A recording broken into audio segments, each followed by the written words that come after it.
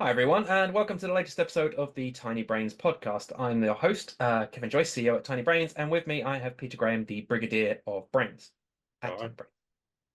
So this week, we're getting ready to head down to Brighton to go to develop. So if you're in town, feel free to reach out to us and come and grab a tea or a coffee or a bagel or an ice cream from the ice cream van if it's there again this year, which I assume it will be.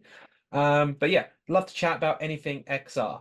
But on that note, because we are about to head out the door, this week will be a very short podcast. So Pete, that side, has highlighted a couple of really quick but important stories from the XR industry that we're going to have a quick chat about this week. So, Peter, dive in.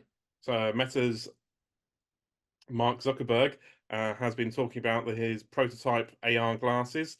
They're almost ready, so we could be seeing some new AR kit from Meta this year, hopefully at Connect in September. So that's what we're looking forward to. So, do you think this is a replacement for the Ray-Ban, or is it an entirely new category they're opening up? This is entirely new case. They've specifically said AR glasses. So rather than the Meta Ray-Ban, which are termed smart glasses, these are AR glasses, so this is going to be like Project Aria or something from many years ago. Interesting. So, we're going to have smart glasses, AR, MR, and VR. Just makes me feel like Meta want to get into XR. Almost, yeah, yeah. I think so. On that mixed reality front, we've got news from Lynx R1. Lynx is the French manufacturer, hardware manufacturer, and startup that launched a Kickstarter. Oh, my life! About A five billion years years ago, ago. a few years ago. They have started releasing their headsets to Kickstarter backers, but they are struggling. They are having a lot of funding issues, which means they are not able to get the ones they've produced actually out to people in the first place. And their CEO says it's an excruciating funding environment because they've been let down by various different investors, which has meant that the Lynx R1s just aren't getting out there at the moment. They've even produced them, but one of their suppliers isn't actually releasing the units until they've been paid. Which, it's a worrying situation. The Lynx R1, from my expectation, having met with Stan several times, is that it is a quality headset. I firmly believe in what they have created and the price at which they've created it. But it's, unless they've got money, money makes the world go round, right? So they need to find something somewhere. So if you've got £1 million in your back pocket and you want to help out a VR brother, then head up Stan and see if you can do something there. But in the meantime, we wish you the best, Lynx. Hope you sort this out.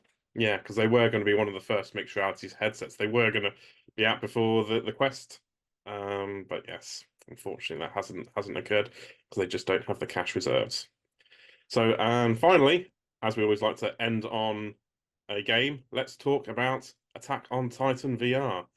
Everyone, everyone's favorites of anime. They released a trailer last week, and let's just say the response was less than favorable. Yeah. So have you watched the trailer, Pete? I have. I have watched the trailer, yes, and they have said that it's going to release in early access this month. So I think the big, thing to think about is that it is early access. Now, in all fairness, right, it's basically Windland slash Spider-Man with attacking big giant beasts. It could be fun. That's fun. That's fine. But yeah, the trailer does not make it look polished. No, not at all. And unfortunately, people are comparing it to the pre-rendered cinematics that was originally teased. And they have said this is pre-rendered, this is actual gameplay footage, but for some reason, everyone's comparing the both. The Comparing. biggest problem I have is not with the. A lot of people have highlighted that the stilted animation of the Titans and the seemingly lack of connection between what you're doing and the Titans themselves. But I think that's fine, right? I think in gameplay, that in actual play, that'll that'll be more immersive than what it looks like on a flat screen. The biggest issue I have with it is the dead, empty, lifeless city. That's my bigger issue. Yeah, yeah.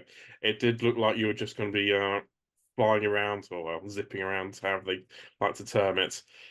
A pretty, a pretty barren place, really, wasn't it? Yeah. Not in terms of visual quality, but in terms of busyness, it strikes me of like an open world game on the Nintendo 64. It's like, yes, you have this mass open land, but there's nothing in it.